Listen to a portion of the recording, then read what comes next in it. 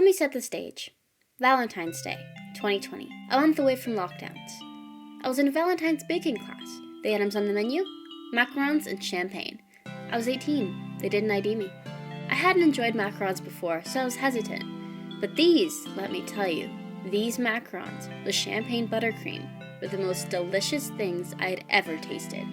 And I've tried for 5 years to remake that recipe, even by emailing the instructor to send me it. All those times failed. This time, I win.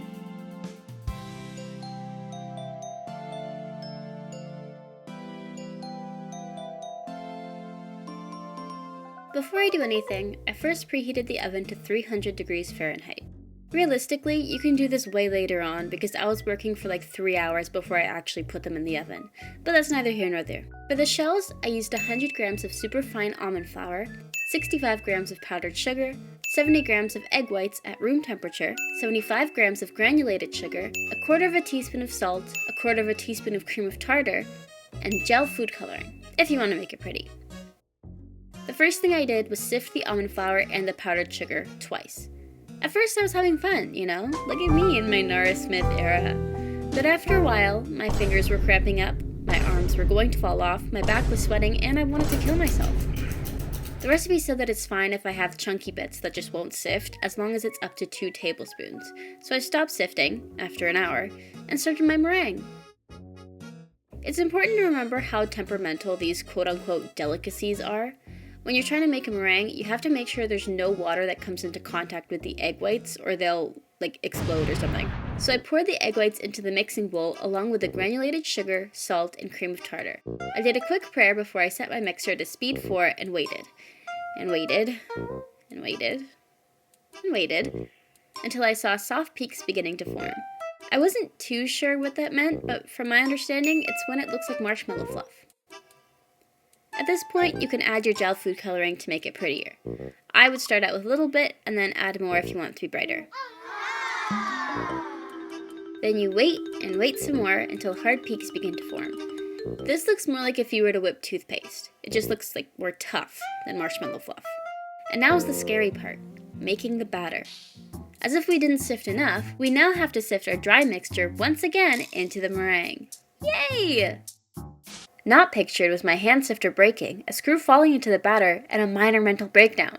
After that's sifted, it's time to use a silicone spatula to fold the dry ingredients into the meringue. This step confused me until I watched the video explaining how to do it, which I will link below along with the recipes for both the macarons and the buttercream. The goal is to make it runny enough to make a figure 8, but not so runny that it feels like cake batter. My arms got such a workout today, it's not even funny. And I might have overmixed it a tiny bit, but by this point I was so done with the entire process that I didn't actually care. I plopped the batter into a pastry bag and accidentally poured an obscene amount onto the guided silicone mat. I let them sit for 15 minutes so they could have a hardened shell before getting baked. And I had another mental breakdown. This really sucks. I put them in the oven for a total of 17 minutes, but in the meantime I began making the buttercream. This called for half a cup of unsalted butter at room temperature, 2 cups of powdered sugar, half a teaspoon of vanilla extract, and however much champagne you see fit. I put them all in my mixer and started mixing on medium speed until they were all combined. The champagne buttercream recipe that I followed called for 2 tablespoons, but apparently you had to boil it first. I don't remember boiling it at the baking class, so I just poured in the 2 tablespoons. And then I decided that it didn't taste champagne-y enough, so I poured a bunch more in. And I mean, since the bottle was open anyway. Back to the shells. 17 minutes later, my shells were looking, baked, for sure. Not a lot of them had what the pros call feet, because of how much I was messing with them before baking, but they were definitely not raw. I started taking them off the silicone mat after I let them cool for 15 minutes, and then I put a layer of buttercream between 2 cookies, shells, whatever, and then was the moment we've all been waiting for. Mama? Yeah? Would you like to try? Cheers.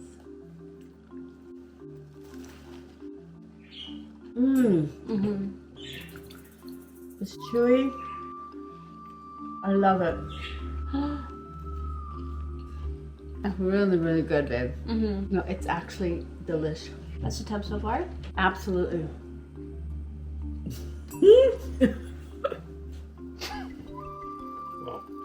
You like it? Hate it. It's champagne. Oh. Why? Oh, get it up. Why? It's delicious. It's champagne buttercream. Oh my god! Babe, it's so good. Is this the extra? Yeah.